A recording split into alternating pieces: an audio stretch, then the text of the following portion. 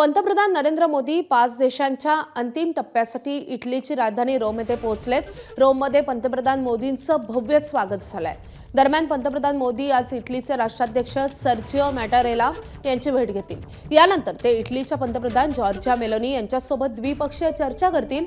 यानंतर दोन्ही देशांमध्ये अनेक करारांवर स्वाक्षरी केली जाईल।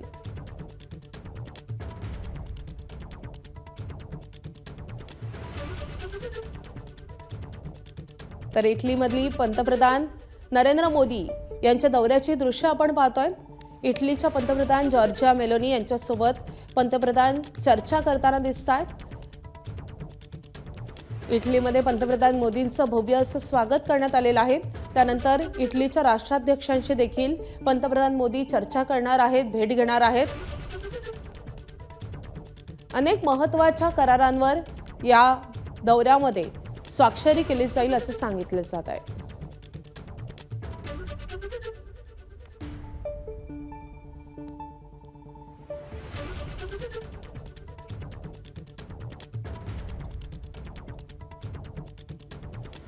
मोदींच्या इटलीच्या दौऱ्यामधली ही महत्त्वाची अशी दृश्य आहेत।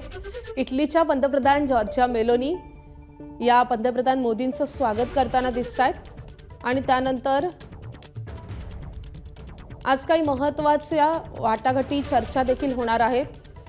इटलीचे राष्ट्राध्यक्ष सर्जिओ मॅटारेला यांची मोदी भेट घेणार आहेत आणि त्यानंतर पंतप्रधान जॉर्जिया मेलोनी यांच्यासोबत त्यांची द्विपक्षीय चर्चा होणार आहेत। दोन्ही देशांमध्ये अनेक महत्त्वाच्या करारांवर स्वाक्षरी होईल असे सांगितले जात आहे।